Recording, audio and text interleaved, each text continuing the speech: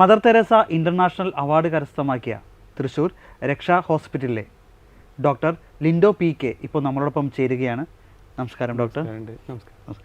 ഒരു അവാർഡ് അല്ലേ, international award കരസ്ഥമാക്കിയിട്ട് ഇരിക്കുകയാണ് ഡോക്ടർ.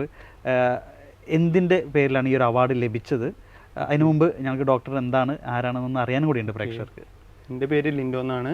ഞാൻ തൃശ്ശൂർ ജില്ലയിൽ വടക്കാഞ്ചേരിക്ക് അടുത്ത് പുതിരുത്തി ഇടവകയിൽ സെൻറ്റ് പൈസ് ചർച്ച് അംഗത്തുള്ള ഒരാളാണ്.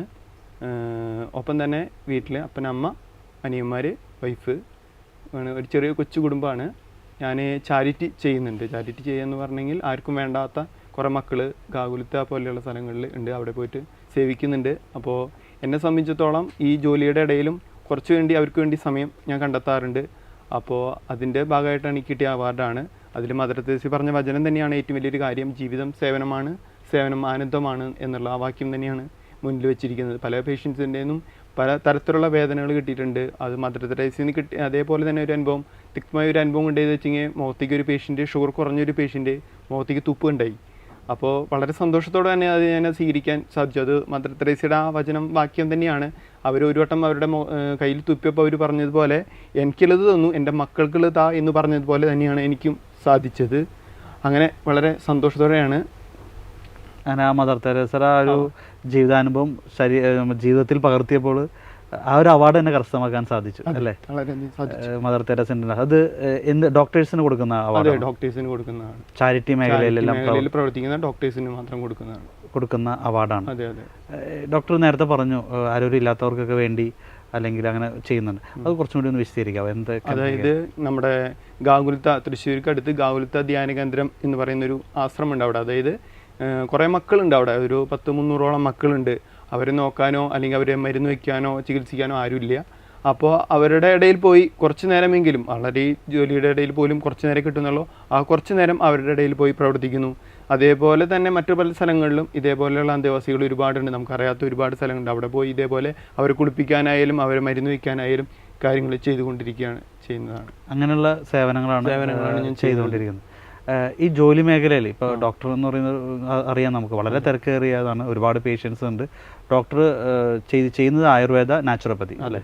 അങ്ങനെ ഒരുപാട് ഡോക്ടേഴ്സ്, ഒരുപാട് പേഷ്യൻസ് ഒക്കെ ഉള്ളതാണ്. എപ്പോഴും ഹോസ്പിറ്റലായിട്ട് പോകേണ്ടതാണ് അല്ലേ നിങ്ങൾക്ക് സമയമൊക്കെ. ഇതിനിടയിൽ എങ്ങനെയാണ് ഈ ഒരു ചാരിറ്റി പ്രവർത്തനങ്ങൾക്ക് വേണ്ടി സമയം കണ്ടെത്തുന്നത്? അത് ഞാൻ സമയം കണ്ടെത്തിയെടുത്തതാണ്. എല്ലാവരും പറയുന്നൊരു കാര്യമുണ്ട്, എനിക്ക് സമയമില്ല. പക്ഷേ നമ്മളൊരു ടൈം ടേബിൾ പ്രകാരം കൃത്യമായി അത് കൊണ്ടുപോവുകയാണ് ചെയ്യുന്നത്. ചിലപ്പോൾ ആഴ്ചയിൽ ഒരിക്കലായിരിക്കാം, അല്ലെങ്കിൽ 3 ദിവസം കൂടുമ്പോൾ അവരുടെ അടുത്ത് പോയി അവരുടെ കൂടെ നിന്ന്, ചിലപ്പോൾ ജോലിയിൽ നിന്ന് കുറച്ച് ദിവസം ലീവ് എടുത്ത് അവരുടെ കൂടെ പ്രവർത്തിക്കുകയാണ് ഞാൻ ചെയ്യുന്നത്. അങ്ങനെ അതായത് ആഴ്ചയിൽ ഒരിക്കൽ ഒരു ദിവസം സമയം കണ്ടെത്തും. കാരണം വെച്ചെങ്കിൽ നമ്മളതിനു വേണ്ടി മാറ്റി വെച്ചിരിക്കുകയാണ്, അവർക്ക് വേണ്ടി ഒരു ജീവിതം മാറ്റി വെച്ചിരിക്കുകയാണ്. കാരണം ഞാൻ നേരത്തെ പറഞ്ഞു, ജീവിതം സേവനമാണ് എന്ന് പറയുന്നത്, സേവനാനന്ദമാണ്. അല്ലാതെ നമ്മൾ കുറേ അങ്ങോട്ട് ജീവിച്ചിരുന്നിട്ട് കാര്യമില്ലല്ലോ. ജീവിക്കുന്നതിൽ സന്തോഷം കിട്ടുന്ന ഏറ്റവും നല്ലൊരു മേഖലയാണ് എനിക്ക് തോന്നിയിരിക്കുന്നത് ഈ മേഖല. പലരും സന്തോഷം കിട്ടുന്നുണ്ട്, പലരും ചെയ്യാൻ കുടിക്കുന്നവരുണ്ട്, കണ്ടിട്ടുണ്ട്. പക്ഷേ നമുക്കതല്ല, എനിക്ക് തന്നെ സന്തോഷം ഇതാണ് എനിക്ക് കണ്ടെത്തുന്നത് ഏറ്റവും വലിയ സന്തോഷം. എന്താണ് ഇങ്ങനെ ഈ ചാരിറ്റിയിലേക്ക് കടക്കാനുള്ള പ്രചോദനം എവിടെ നിന്നാണ് വന്നത്? അത് ചെറുപ്പം മുതലേ എനിക്ക് ഈ പ്രായമുള്ളവരെ ഇഷ്ടമായിരുന്നു. ചെറുപ്പം മുതലേ, ഇപ്പോഴും ഇഷ്ടമില്ല എന്നല്ല പറയുന്നത്, പണ്ടേ മുതലേ പ്രായമുള്ളവരെ കാണുമ്പോൾ എനിക്ക് ഒരുപാട് സ്നേഹവും അവരോട് റെസ്പെക്റ്റും തോന്നാറുണ്ട്. അതുപോലെ തന്നെ കഴിഞ്ഞ നമുക്കെല്ലാവർക്കും അറിയുന്ന മറ്റൊരു സംഭവമായിരുന്നു, അതാണ് കൂടുതൽ ഒന്നും കൂടി എനിക്കിതിലേക്ക് വരാനുള്ള ഒന്നുകൂടി ഇതുണ്ടായത്. നമുക്ക് 2019, 2020, 2021 കാലഘട്ടത്തിൽ കൊറോണ എന്ന മഹാമാരി നമ്മളെല്ലാവരും പിടിച്ചു കുലുക്കിയിട്ടുണ്ടായിരുന്നു. ആ സമയത്തും എനിക്ക് ഡ്യൂട്ടി കിട്ടിയിട്ടുണ്ടായിരുന്നു. അത് എന്തെന്ന് പറയുക, ഓരോ രോഗികളെയും, അതായത് DCC എന്ന് പറയും, ഞാനിവിടെ ഇല്ലായിരുന്നു, കൊല്ലം ജില്ലയിലായിരുന്നു. കൊല്ലം ജില്ലയിലെ ശൂരനാട് എന്ന് പറയുന്ന സ്ഥലത്ത് അവിടെ പാവപ്പെട്ട രോഗികൾക്ക് DCC, ഡൊമസ്റ്റിക് കെയർ സെൻ്റർ എന്നാണ് അതിന് പറയുന്നത്. അതായത് ആർക്കും വേണ്ടാത്ത രോഗികളെ കൊടുന്ന് തട്ടുകയായിരുന്നു. എന്ന് പറഞ്ഞാൽ ആംബുലൻസുകാരൻ പോലും വേണമെങ്കിൽ രോഗിയെ പിടിച്ച് കയറ്റിക്കുക, അകത്തിക്കുക എന്ന് പറയുക അവരോടുള്ള ഭയമായിരിക്കാം ചിലപ്പോൾ. അപ്പോൾ പോലും, അതായത് 100-102 വയസ്സായ അമ്മമാരും അല്ലെങ്കിൽ അച്ഛന്മാരും നമ്മുടെ മുന്നിലേക്ക് വരുമ്പോൾ വളരെ സന്തോഷത്തോടെയാണ് ഞാൻ അവരെ സ്വീകരിച്ച് അവരെ അകത്താക്കി. അവർ തന്നെ ചോദിച്ചിട്ടുണ്ട്, ഡോക്ടർ എത്ര സന്തോഷത്തോടെയാണ് ഞങ്ങൾ സ്വീകരിക്കുന്നത്. കാരണം കൊറോണ എന്ന സംഭവം എനിക്ക് വന്നിട്ടില്ല, അവർക്കെല്ലാം കൊറോണയുണ്ട്. എന്നാൽ അത് സന്തോഷത്തോടെ തന്നെ സ്വീകരിക്കുകയും അതിനെ നല്ല രീതിയിൽ തന്നെ ഫൈറ്റ് ചെയ്ത് ഞാൻ തോൽപ്പിച്ചു. കാരണം ഞാൻ അതിനെ തോൽപ്പിക്കാനുള്ള ഒരു മാർഗ്ഗം കണ്ടെത്തിയത്, ഏറ്റവും നല്ലൊരു മാർഗ്ഗമാണ് ജപമാല ചെല്ലുമായിരുന്നു. അങ്ങനെ ജപമാല ചെല്ലിയാണ് കൊറോണയെ, എന്നെ എപ്പോഴും ടെസ്റ്റ് ചെയ്യുന്നു കൊറോണ ഉണ്ടോ എന്നറിയാൻ വേണ്ടി. പക്ഷേ കൊറോണ ജീവിതത്തിൽ വന്നിട്ടില്ല എന്ന് തന്നെ എനിക്ക് പറയേണ്ടതായിട്ട് വരും. കാരണം കൊറോണ ടെസ്റ്റ് ചെയ്യുമ്പോൾ ഇല്ല. അപ്പോൾ അതുകൊണ്ട് ഇങ്ങനെ കണ്ട രോഗികളെ കൊടുന്ന് ഇറക്കുമ്പോൾ എന്താണെന്ന് പറയുക, വെറുതെ ആർക്കോ വേണ്ടി ഇതാക്കുന്ന ഒരു ഫീലിംഗ് കണ്ടപ്പോൾ വീണ്ടും എനിക്കതിലേക്ക് വീണ്ടും വീണ്ടും ഇഷ്ടം കൂടുകയാണ് ചെയ്തത്. പിന്നെ വീട്ടിൽ നിന്ന് അമ്മയുടെ അപ്പനുണ്ട്, അദ്ദേഹം വളരെ സപ്പോർട്ട് ചെയ്യുന്ന ഒരാളായിരുന്നു. അത് കഴിഞ്ഞ് പിന്നെ അമ്മ എൻ്റെ വളരെയധികം ചെയ്യുന്ന ഒരാളായിരുന്നു. പിന്നെ അപ്പച്ചൻ, എൻ്റെ സഹോദരങ്ങളായാലും ഇപ്പോൾ ജീവിത പങ്കാളി ആയാലും അവളായാലും വളരെ സപ്പോർട്ടിങ്ങാണ്. കാരണം അവളുടെ ഫീൽഡും ഇത് തന്നെയാണ്, അലോപ്പതി ആണെന്ന് മാത്രം. അവളും വളരെ സപ്പോർട്ട് ചെയ്യുന്ന ഒരാളും കൂടിയാണ്. അപ്പോൾ ഓരോ രോഗികളെ കാണുമ്പോഴും അവൾ പറയുന്ന ചെയ്തോളൂ എന്നുള്ള പറയുമ്പോൾ നമുക്ക് വളരെ സന്തോഷം തരുന്ന ഒരു കാര്യമാണ്. കാരണം വീട്ടിൽ നിന്നൊരു സപ്പോർട്ടിംഗ് ആണ് ഏറ്റവും എല്ലാവർക്കും വേണ്ടത്. പലർക്കും വീട്ടിൽ നിന്ന് സപ്പോർട്ടിങ് കിട്ടാറില്ല. എനിക്ക് ആ കാര്യത്തിൽ വളരെ സപ്പോർട്ടിംഗ് ആണ് കിട്ടാറുള്ളത്. അതുപോലെ തന്നെ വികാരിയച്ഛൻ്റെ ഭാഗത്തുനിന്നായാലും കിട്ടാറുണ്ട്. ഈ കൊറോണ സമയത്ത് രോഗം വന്നിട്ടില്ലെന്ന് പറഞ്ഞു, എന്നാൽ രോഗികൾ ഒരുപാട് അടുത്ത് ഇടപഴകിയിട്ടുണ്ട്, അവരോട് സ്നേഹത്തോടെ പെരുമാറുണ്ട്. അപ്പോൾ ആ ഒരു കാലഘട്ടം എങ്ങനെയായിരുന്നു? അത് പറയാതിരിക്കാൻ പറ്റില്ല, കാരണം അത് പറഞ്ഞറിയിക്കാൻ നമുക്ക് സാധിക്കില്ല. അത് അവിടുത്തെ രോഗികൾ തന്നെ നമുക്ക് വളരെ സന്തോഷത്തോടെ അവർ പറയും. കാരണം എന്താ വെച്ച് കഴിഞ്ഞാൽ അവരുടെ കൈ പിടിച്ചും അവരെ ചിരിപ്പിച്ചും കളിപ്പിച്ചും അവരെ കൊറോണ എന്ന് പറയുന്ന ഒരു രോഗം ഉണ്ടോ എന്ന് ചോദിച്ചു കഴിഞ്ഞാൽ ഇല്ല. കാരണം വെച്ച് കഴിഞ്ഞാൽ അത്രയും അവർ ആ റൂമിൻ്റെ അകത്ത് കയറി കഴിഞ്ഞാൽ എല്ലാവരും പറയാം റൂമിൻ്റെ അകത്ത് കയറി കഴിഞ്ഞാൽ ഭയത്തോടെയായിരുന്നു ഞങ്ങൾ കണ്ടിരുന്നത്. പക്ഷെ അവിടെ അങ്ങനെയല്ലായിരുന്നു. അവരെന്നെ കാലത്ത് തൊട്ട് എൻജോയ്മെൻറ്റ് എല്ലാം കളിയും ഗെയിമുകളായിട്ടും പലതരത്തിലുള്ള കാര്യങ്ങളൊക്കെ ആയിട്ടായിരുന്നു. അതിൽ ക്രൈസ്തവരുണ്ടാകാം, ക്രൈസ്തവരുടെ അടുത്ത് പറയാറുണ്ട്, ഞാൻ ജപമാല ചെല്ലാൻ പറയാറുണ്ട്. അതിനിടയിൽ പോലും ക്രൈസ്തവരുണ്ട്, അവർ പോലും ചിലവരൊക്കെ കൊന്ത ചെല്ലാൻ വേണ്ടി ചെല്ലാൻ നിന്നാറുണ്ട്. ഒരു ടൈമിങ് നമ്മൾ കണ്ടെത്തി അതിനുവേണ്ടി മുന്നോട്ട് ഇറങ്ങാറുണ്ട്. അതുപോലെ തന്നെ അവരുടെ രോഗത്തെ അവർക്ക് ഭയം അതിലൂടെ തന്നെ, അതായത് അവർ പറയാറുണ്ട് ആ ഗേറ്റിൻ്റെ അകത്തേക്ക് കയറുന്നത് വരെ ഉണ്ടായിരുന്നുള്ളൂ പേടി. പക്ഷേ വാതിൻ്റെ ഭാഗത്തേക്ക് കയറി കഴിയുമ്പോൾ കൊറോണ എന്ന് പറഞ്ഞ സാധനം അവർ തന്നെ മറന്നുപോയി. അതുകൊണ്ട് തന്നെ അവിടെ മരണം റിപ്പോർട്ട് ചെയ്തിട്ടില്ല എന്നുള്ളതാണ് ഏറ്റവും വലിയൊരു പ്ലസ് പോയിന്റ് നമുക്ക്. കാരണം വെച്ച് കഴിഞ്ഞാൽ എല്ലാവരും വളരെ ഇതായിരുന്നു, സന്തോഷവാനായിട്ട് തന്നെ ഇരുന്നിരുന്നു അവിടെയൊക്കെ. ജപമാല ചൊല്ലി കൊറോണയെ തോൽപ്പിച്ചു എന്ന് പറഞ്ഞു. എനിക്ക് വളരെ കുറച്ച് ദൈവാനുഭവം അങ്ങനെ കേൾക്കാൻ പറ്റുള്ളൂ. കാരണം കൊറോണ അത്യാവശ്യം എല്ലാവർക്കും വന്നു. പക്ഷെ ഡോക്ടർ പറഞ്ഞു ജപമാല ചൊല്ലി തന്നെ കൊറോണ തോൽപ്പിച്ചു എന്ന് പറഞ്ഞു. അത് അത്രയ്ക്കും ഉറപ്പോടുകൂടി പറയാൻ അതെന്താ അങ്ങനെ? അത് ചെറുപ്പം മുതലേ ജപമാല എന്ന ശക്തി എനിക്ക് പലപ്പോഴും അനുഭവപ്പെട്ടിട്ടുണ്ട്. കാരണം നമുക്കൊരു പ്രശ്നം വരുമ്പോൾ നമ്മൾ അമ്മയോടാണ് ചെന്ന് പറയുന്നത്. അതേപോലെ തന്നെയാണ് എനിക്ക് എന്ത് കാര്യം ഉണ്ടെങ്കിലും എനിക്ക് എന്ത് ആവശ്യം എനിക്ക് തരണമെന്ന് ആഗ്രഹിക്കുന്നുണ്ടെങ്കിൽ, ഇപ്പോൾ ഈ പറയുന്ന ഡോക്ടർ കുപ്പായം ഞാൻ അണിയുന്നുണ്ടെങ്കിൽ പോലും ദൈവത്തിനോട് ഞാൻ ചോദിച്ചു, ഞാൻ ഈ അണിയണോ എന്ന് ചോദിച്ചിട്ടാണ് എനിക്ക് ആ കുപ്പായം തന്നത്. ജപമാല എന്ന കൊന്ത ചൊല്ലിയാണ് ഞാനത് കിട്ടിയത് എനിക്ക്. അപ്പോൾ അതുകൊണ്ട് ഇന്നും ഒരേ രോഗികൾ, ഇപ്പോൾ ചിലപ്പോൾ ക്രിട്ടിക്കലായിട്ടുള്ള രോഗികൾ വരുമ്പോൾ പോലും ഡോക്ടർമാർ പറയും കൈ ഒഴിഞ്ഞിട്ടുണ്ടായിരിക്കും, ഇനി ഒന്നും ചെയ്യണില്ല എന്ന് പറയുമ്പോൾ പോലും ഞാൻ ജപമാല ചൊല്ലിയിട്ടാണ് അവരെ ട്രീറ്റ് ചെയ്യാറ്. ഏത് രോഗി വന്നാലും ട്രീറ്റ് ചെയ്യുന്നത് അങ്ങനെ തന്നെയാണ്. പ്രത്യേകിച്ച് സ്പെഷ്യൽ ചെയ്യുന്ന പേഷ്യൻസിന് അങ്ങനെ ചെയ്യുമ്പോൾ അവരുടെ അസുഖം മാറി, അവരുടെ രോഗം അവരിൽ നിന്ന് തന്നെ വിട്ടുപോയി അവർ പൂർണ്ണ ആരോഗ്യത്തിലേക്ക് വരുന്നതായിട്ട് കാണുന്നുണ്ട്. ഒപ്പം തന്നെ ബൈബിൾ വചനങ്ങളെടുത്ത് വായിച്ച് മുന്നോട്ട് പോകാറുണ്ട് കൂടെ. എന്തെങ്കിലും അത്ഭുതങ്ങൾ ഇപ്പോൾ ഈ ഒരു ഈ മെഡിക്കൽ മേഖലയിലായതുകൊണ്ട് തന്നെ ഈ ഒരു പ്രാർത്ഥനയോട് കൂടി ലഭിച്ച എന്തെങ്കിലും അത്ഭുതങ്ങൾ? ഒരുപാടുണ്ടെന്ന് പറയാൻ കാരണം എന്താ വെച്ച് കഴിഞ്ഞാൽ എൻ്റെ റിസപ്ഷൻ ക്യാബിൻ്റെ അകത്ത് വന്ന് കണ്ടു കഴിഞ്ഞാൽ എല്ലാവരും ചോദിക്കാറുണ്ട് ഇത് എന്തോ അവിടെ ഇരിക്കുന്നതെന്ന്. അതുപോലെ തന്നെയാണ് എൻ്റെ വീട് കണ്ട് ചോദിക്കുന്നത് എന്താണ് വീട് പള്ളിയാക്കി വെച്ചിരിക്കുന്നത്. കാരണം വെച്ച് കഴിഞ്ഞാൽ അത്രയും അതേപോലെ തന്നെയാണ് എൻ്റെ മനസ്സിൻ്റെ ഉള്ളിലും ഉള്ളതുകൊണ്ടായിരിക്കാം അങ്ങനെ വന്നത്. അപ്പോൾ റിസപ്ഷൻ ക്യാബിൻ്റെ അകത്ത് വരുമ്പോൾ നമുക്ക് കാണുന്നത് ആദ്യം ബൈബിളാണ് കാണുന്നത്. ബൈബിളിൻ്റെ മുകളിൽ കർത്താവിൻ്റെ രൂപം ഇരിക്കുന്നുണ്ട്. ഞാൻ തിരുവനന്തപുരത്താണ് കൂടുതൽ വർക്ക് ചെയ്തിരുന്നത്. അവിടെ വെട്ടുകാട് പള്ളിയിൽ കുറഞ്ഞ ഒരു കർത്താവിൻ്റെ, അതും ആ ക്രൈസ്തവനായ ഒരാൾ കൊണ്ടുവന്ന ആ രൂപമാണ് അവിടെ ഇരിക്കുന്നത്. മാതാവിൻ്റെ രൂപം ഇരിക്കുന്നുണ്ട്, ജപമാല ഇരിക്കുന്നുണ്ട്. അപ്പോൾ അങ്ങനെ ഇരിക്കുന്ന സമയത്ത് ഒരു രോഗി, അതായത് രോഗി എന്ന് പറഞ്ഞാൽ വളരെ ക്രിട്ടിക്കലായിട്ട് അദ്ദേഹത്തിന് തൈറോയിഡിൻ്റെ ഓപ്പറേഷൻ കഴിഞ്ഞ് അദ്ദേഹം വാക്കറിലാണ് വരുന്നത്. വാക്കറിൽ വന്ന് അതിനൊപ്പം തന്നെ അദ്ദേഹം വളരെ അവശനായിട്ടാണ് വരുന്നത്. അതേ നിമിഷം മരണത്തിനോട് അതായത് ഗ്ലാൻഡ് എടുത്ത് മാറ്റിയുകൊണ്ട് അങ്ങനെ അദ്ദേഹം വന്നു. അതും ആലോചിക്കണം, വളരെ ഒരു ബ്രാഹ്മണനാണ്, ക്രൈസ്തവൻ എന്ന് പറയാൻ പറ്റില്ല, ബ്രാഹ്മണനാണ്. അദ്ദേഹം വന്നു എൻ്റെ അടുത്ത് വന്നിരുന്നു. ഞാൻ അദ്ദേഹത്തിൻ്റെ മുഖത്ത് നോക്കി അദ്ദേഹം സംസാരിക്കാൻ പറ്റുന്നില്ല അയാൾക്ക്. അപ്പോൾ അങ്ങനെ സംസാരിച്ച് വന്നപ്പോൾ അദ്ദേഹം പറഞ്ഞു, ഈ ബന്ധുക്കൾ പറഞ്ഞു എന്തെങ്കിലും ചെയ്യാൻ സാധിക്കുമോ എന്ന് ചോദിച്ചപ്പോൾ ഞാൻ പറഞ്ഞു കാരണം തൈറോയിഡിൻ്റെ ഓപ്പറേറ്റ് ചെയ്തുകൊണ്ടേ നമുക്കൊന്നും ചെയ്യാൻ പറ്റില്ല. ഞാൻ പറഞ്ഞു എനിക്കൊന്നും സാധിക്കില്ല, അപ്പോൾ അതുകൊണ്ട് നിങ്ങൾ വേറെ എവിടെയെങ്കിലും നോക്കിയോളൂ. പിന്നെ ആളുടെ അവസ്ഥ വളരെ മോശമാണ്, ഡോക്ടർ പറഞ്ഞിരിക്കുന്നത് 3 ആഴ്ച വരെ ജീവിച്ചിരുന്നെങ്കിൽ ഭാഗ്യം എന്ന് പറഞ്ഞിട്ടാണ് അവർ കൊണ്ടുവരുന്നത് തന്നെ. അങ്ങനെ അവസാനം അദ്ദേഹത്തിൻ്റെ ബൈസ്റ്റാൻഡറും അതുപോലെ തന്നെ ആ രോഗിയും തന്നെ മെല്ലെ എന്നോട് ചോദിച്ചു ഡോക്ടർക്ക് ഇതിൽ വിശ്വാസമുണ്ടോ ചോദിച്ചു. അപ്പം ഞാൻ ചോദിച്ചു ഏതിൽ വിശ്വാസമുണ്ടോ? ഈ ഇരിക്കുന്ന ഈസാപ്പനോട് വിശ്വാസമുണ്ടോ ചോദിച്ചു. അപ്പം ഞാൻ പറഞ്ഞു ആ വിശ്വാസമുണ്ട്, അന്ന് ഡോക്ടർ എന്നെ ചികിത്സിക്കണം, പൂർണ്ണമായും ചികിത്സിക്കണം എന്ന് പറഞ്ഞു. അപ്പോൾ പറഞ്ഞു ഇതിൽ വിശ്വാസമുണ്ടോ ചോദിച്ചു. അപ്പോൾ അവർ ജപമാല എന്നല്ല അവർ പറഞ്ഞത്, കൊന്ത ചെല്ലുക എന്നാണ് അവർ പറഞ്ഞത്. അപ്പോൾ പറഞ്ഞു ഞാൻ കൊന്ത ചെല്ലാറുണ്ട്, ഡോക്ടർ ധൈര്യമായിട്ട് ചൊല്ലിക്കോളൂ, ഇതിൽ തീർച്ചയായും റിസൾട്ട് കിട്ടും. അവർ ഇങ്ങോട്ടാണ് എന്നോട് പറഞ്ഞത്.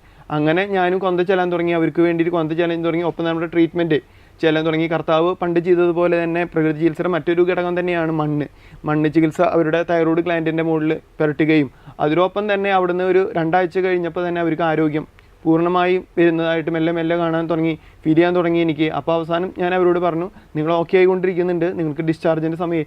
അപ്പോൾ അവർ പറഞ്ഞില്ല എന്ന് പറഞ്ഞു. 1 മാസം കൂടി കണ്ടിന്യൂ ചെയ്തു. 3 മാസം കഴിഞ്ഞു. അവർ ബ്ലഡ് ടെസ്റ്റിന് സ്കാനിങ്ങിനും അയച്ചു. ചെക്ക് ചെയ്തപ്പോൾ അവിടെ ആ തൈറോയ്ഡ് ഗ്ലാൻഡ് പ്രവർത്തിക്കുന്നതായിട്ട് കാണുകയും രോഗി പൂർണ്ണമായ ആരോഗ്യത്തോടെ ഇന്നും ആ രോഗി ജീവിച്ചിരിക്കുന്നുണ്ടെന്നാണ് ഏറ്റവും വലിയൊരു കാര്യം. ഇതേപോലെ ഓരോ രോഗികളും. അപ്പോൾ ഞാൻ ചിന്തിക്കുന്നതാണ്, ദൈവം വചനത്തിലൂടെ പറഞ്ഞത് മനുഷ്യർക്ക് അസാധ്യമായത് ദൈവത്തിന് സാധ്യമാണെന്നുള്ള വചനം ഞാൻ ആ നിമിഷം ഓർത്തു. അപ്പോൾ അതുകൊണ്ട് ഏത് രോഗി വന്നാലും ദൈവികമായിട്ടുള്ള കാര്യങ്ങൾ പറഞ്ഞ് അങ്ങനെ ചെയ്യാറുണ്ട്. ഒപ്പം തന്നെ അവരുടെ ട്രീറ്റ്മെൻറ്റ് മരുന്നുകളും ലേപനങ്ങളും ഞാൻ ഉപയോഗിക്കാറുണ്ട്. ഒപ്പം തന്നെ ഇത് 2 കാര്യങ്ങളാണ് മെയിൻ. പിന്നെ ഒരുപാടുണ്ട്, പറഞ്ഞാൽ തീരാ അത്രയ്ക്കുണ്ട്. തീർച്ചയായിട്ടും ഡോക്ടർ ഇത് പറയുമ്പോൾ ഈ സയൻസും ഫെയ്ത്തും അത് രണ്ടും ഒരുപക്ഷെ ചിലപ്പോൾ വ്യത്യസ്തമായിട്ട് കാണുന്നവരുണ്ട്. ഫെയ്ത്ത് വെച്ചിട്ട് ഇപ്പോൾ ഒരു സയൻസിലൂടെ ഇപ്പോൾ ഈ പറഞ്ഞ പോലെ ഒരു മെഡിക്കൽ മിറാക്കിൾ നടക്കുമ്പോൾ അത് അതിൻ്റെ പിന്നിൽ ഒരു ഫെയ്ത്ത് എന്ന് പറയുമ്പോൾ അതിനെ ക്രിറ്റിസൈസ് ചെയ്യുന്ന ഒരുപാട് പേരുണ്ട്. അല്ലെങ്കിൽ അത് അങ്ങനെയല്ല, അത് പ്രാർത്ഥിച്ചുകൊണ്ടല്ല, അവർ ആ ഡോക്ടറിൻ്റെ കഴിവാണ്, അല്ലെങ്കിൽ ഡോക്ടർ മരുന്നിൻ്റെ കഴിവാണ്, അതുകൊണ്ട് മാത്രമാണ് സുഖപ്പെട്ടത്. അതിന് പകരം ഇങ്ങനെ ചെയ്യുന്നത് പറയുന്ന ഒരുപാട് ഈ ഒരു കാലഘട്ടത്തിലാണ് ഡോക്ടർ ഇങ്ങനെ ഒരു ഇത് പറയുമ്പോൾ ഈ ഫെയ്ത്തും ഈ പറഞ്ഞ പോലെ ഇതും തമ്മിൽ എങ്ങനെയാണ് ചേർന്നത്? അതായത് ഞാനൊരിക്കലും എൻ്റെ കഴിവാണെന്ന് ഒരിക്കലും ഞാൻ പറയാറില്ല. കാരണം എന്നിലുള്ളിലുള്ള കഴിവല്ല. എനിക്ക് ദൈവം ഒരു നിമിഷം നേരം ഈ സംഭവം ഒറ്റ സെക്കൻഡ് കൊണ്ട് മാറ്റി കളഞ്ഞാൽ എനിക്ക് ഇന്നത് ചെയ്യണം എന്ന് ദൈവം മാറ്റി കളഞ്ഞ് കിട്ടുമോ? ഇല്ല. അപ്പോൾ ആ നിമിഷം നമുക്ക് കൃത്യമായിട്ട് അവരുടെ ശരീരത്തിൻ്റെ അകത്ത് അടങ്ങിയിരിക്കുന്ന ഒരുപാട് ഘടകങ്ങളുണ്ട്. ഇപ്പോൾ ആയുർവേദത്തിൽ പറയുന്ന പോലെ പത്യാഹാരമാണ്. അലോപ്പതിയിൽ ഒരിക്കലും അങ്ങനെ പറയുന്നില്ല, മറിച്ച് അതുപോലെ തന്നെ പ്രകൃതി ചികിത്സയിൽ പറയുന്ന പഞ്ചഭൂതങ്ങൾ കൊണ്ടാണ് നിർമ്മിക്കപ്പെട്ടിരിക്കുന്നത്. അപ്പോൾ ആ ഘടകങ്ങളെല്ലാം നമ്മുടെ ശരീരത്തിന് ഉണ്ട്, കഴിവുണ്ട്. ആ കഴിവിനെ നമ്മൾ കൊടുക്കുന്നുള്ളൂ. അല്ലാതെ എൻ്റെ കഴിവ് കൊണ്ടാണ് ഒരു രോഗി രക്ഷപ്പെട്ടതെന്ന് പറയുന്നത് ഒരിക്കലും ശുദ്ധം മണ്ടത്തരാണ് ഞാൻ പറയുകയാണെങ്കിൽ. കാരണം അവരുടെ ഉള്ളിലുള്ള ആ ഘടകം, ജീവഘടകം, ആ ഘടകത്തിനെ നമ്മൾ സപ്പോർട്ട് ചെയ്തുകൊണ്ട് ഒപ്പം തന്നെ ദൈവികമായിട്ടുള്ള ദൈവമാണല്ലോ സൃഷ്ടിച്ചിരിക്കുന്നത്, ദൈവത്തിന് അറിയാം എന്നുള്ളതാണ് എൻ്റെ ചിന്താഗതി. അല്ലാതെ ഒരിക്കലും എൻ്റെ കഴിവല്ല. അത് ഇപ്പോഴും പറയും, എപ്പോഴും ഞാൻ പറയുന്നൊരു കാര്യമാണ്. അപ്പോൾ ഈ ഇതേപോലെ ഈ ഹോസ്പിറ്റലിൽ ഇതുപോലെ മെഡിക്കലായിട്ട് നടക്കുന്ന പല അത്ഭുതങ്ങൾക്ക് പിന്നിലും വിശ്വാസത്തിൻ്റെ ശക്തി ഒരുപാട്. അതുകൊണ്ടാണല്ലോ പല ഡോക്ടർമാരും പറയുന്നത്, ഞങ്ങൾ ചെയ്യാനുള്ളത് ചെയ്യുന്നു, നിങ്ങളൊരു നിമിഷം പ്രാർത്ഥിക്കൂ എന്ന് പറയുന്ന ഡോക്ടേഴ്സിനെ ഞാൻ കണ്ടിട്ടുണ്ട്. അതുപോലെ തന്നെ എനിക്കറിയുന്നൊരു എൻ്റെ സീനിയർ ഡോക്ടറുണ്ട്. പറയുമ്പോൾ പുള്ളി ഒരു ഹിന്ദു ആണ്. പക്ഷേ പുള്ളി എപ്പോഴും ഒരു ഓപ്പറേഷന് കയറുമ്പോൾ പുള്ളി ആദ്യം ചെല്ലുന്നത് ഒരു ജവമാല ചൊല്ലി, അല്ലെങ്കിൽ നമ്മുടെ ഫ്രാൻസിസ് സിയുടെ സമാധാന പ്രാർത്ഥന ചൊല്ലിയിട്ടാണ് പുള്ളി ഓപ്പറേഷൻ തിയേറ്ററിലേക്ക് കയറുന്നത് തന്നെ. അപ്പോൾ അങ്ങനെ അറിയുന്ന ഒരുപാട് ഡോക്ടേഴ്സ് ഉണ്ട്. പക്ഷേ നമ്മളിൽ അവരൊക്കെ ദൈവവിശ്വാസമുള്ളവരാണ്. പക്ഷേ അവരൊരിക്കലും പുറത്തേക്ക് പറയാറില്ല എന്നാണ് എനിക്ക് തോന്നുന്നത്, എൻ്റെ അഭിപ്രായത്തിൽ. ഡോക്ടറിൻ്റെ ഈ ഒരു ചാരിറ്റി, ഈ ഒരു മനസ്സുകൊണ്ട് തന്നെ ഇപ്പോൾ ഒരു അവാർഡ്, ഇന്റർനാഷണൽ അവാർഡ് കരസ്ഥമാക്കിയിരിക്കുന്നു. എൻ്റെ സന്തോഷത്തിലാണ്. എന്താണ് ഇനി ഈ ഒരു ചാരിറ്റി മേഖലയിൽ ഭാവിയിൽ ഡോക്ടറിൻ്റെ സ്വപ്നങ്ങൾ എന്തൊക്കെയാണ്? അല്ല, എന്നെ സംബന്ധിച്ചിടത്തോളം എൻ്റെ വീട്ടിൽ ഞാനത് പറയൽ കഴിഞ്ഞിട്ടുള്ള കാര്യമാണ്. ഒപ്പം തന്നെ എന്നെ അറിയുന്നവരടുത്തും ഞാൻ പറഞ്ഞിട്ടുണ്ട്, ഭാവിയിൽ ഡോക്ടർ പണി കുറച്ച് കഴിയുമ്പോൾ നിർത്തുക. അതിനോടൊപ്പം തന്നെ എനിക്ക് മറ്റൊരു ഇതായിട്ടുള്ള ഒരു മേഖലയാണ് കൃഷി മേഖല. എനിക്ക് കാർഷിക രംഗം വളരെയധികം ഇഷ്ടമുള്ള ഒരു പരിപാടിയാണ്. വീട്ടിലേക്ക് ആവശ്യമായിട്ടുള്ള പച്ചക്കറികളും ഉൽപ്പാദിപ്പിക്കുക, നമുക്ക് ജനങ്ങളെ കൊണ്ട് നല്ലത് കഴിപ്പിക്കുക എന്നുള്ള ഒരു സിസ്റ്റം കൂടി ഞാൻ കൊണ്ടുവരുന്നുണ്ട്. അപ്പോൾ എൻ്റെ വീട്ടിലെ അമ്മയായാലും വൈഫായാലും പറയും, ഡോക്ടർ പണി കഴിഞ്ഞ് കഴിഞ്ഞാൽ കാർഷിക രംഗത്ത് ഇറങ്ങാനാണോ പ്ലാനിങ് ചോദിക്കുമ്പോൾ ഞാൻ പറയും അല്ല, അതിനോടൊപ്പം തന്നെ എനിക്ക് ഈ ചാരിറ്റി ചെയ്യാനാണ് താല്പര്യം. അതുകൊണ്ട് തന്നെ മുന്നോട്ട് ചെയ്യണം എന്നുള്ള ഒരു ആഗ്രഹമാണ്. അതിനുവേണ്ടി ഒരു കാര്യം റെഡിയായി വന്നു കഴിഞ്ഞാൽ ഞാൻ ഏത് നിമിഷം ചെയ്യാൻ തയ്യാറായിട്ട് തന്നെയാണ് ഇരിക്കുന്നത്. അത് മറ്റുള്ളവർ കാണിച്ചു കൊടുക്കാൻ ഇങ്ങനെയൊക്കെ നമുക്ക് ചെയ്യാൻ സാധിക്കും. ഇന്ന് പ്രത്യേകിച്ച് മക്കളൊക്കെ UK അവിടേക്കും ഇവിടേക്കും ഓടിപ്പോയിക്കൊണ്ടിരിക്കുകയാണ്. വീട്ടിലാരും ഇല്ല, അച്ഛനും അമ്മയും മാത്രമേ ആയിക്കൊണ്ടിരിക്കുകയാണ്. അവരെ നോക്കാനോ സ്നേഹത്തോടൊരു വാക്ക് പറയാനോ പല രോഗികളും വന്നിട്ട് പറയാറുണ്ട്, എന്നെ വിളിക്കാൻ മക്കൾ പോലും വിളിക്കാൻ മറന്നു പോകുന്നു എന്നുള്ള രീതിയിൽ. എൻ്റെ വീട്ടിലേക്ക് ഒരു ദിവസം ഞാൻ ചിലപ്പോൾ ഡ്യൂട്ടിയുടെ ഇടയിൽ പോലും ഒരു ദിവസം പോലും ഒരു 10 വട്ടെങ്കിലും ചുരുങ്ങിയത്, അല്ലെങ്കിൽ എൻ്റെ ജീവിത പങ്കാളിയായാലും അവളും ഡ്യൂട്ടിക്ക് പോകുമ്പോൾ ഞാൻ അവളെ വിളിക്കും, അവളോട് ചോദിക്കും എത്തിയോ എന്ന്. അതുപോലും ചോദിക്കാൻ ഇന്ന് മക്കൾക്ക് നേരമില്ല. അപ്പോൾ നമ്മളൊരു പേഷ്യൻറ്റിനോട് വിളിക്കുന്നത് അവരുടെ പേരെടുത്തിട്ടല്ല വിളിക്കുന്നത്, അച്ഛ അമ്മ എന്നുള്ള വാക്കാണ്. കാരണം അവർക്കത് സന്തോഷം തരുന്നുണ്ട്. ആ വാക്കിലൂടെ തന്നെ അവർക്ക് ഉണർവാണ് കൂടുതൽ കിട്ടുന്നത്. അപ്പോൾ അതാണ് എൻ്റെ താല്പര്യം. അതിന് ദൈവം അനുഗ്രഹിക്കട്ടെ എന്ന് ഞാൻ പ്രാർത്ഥിക്കുന്നു. തീർച്ചയായിട്ടും.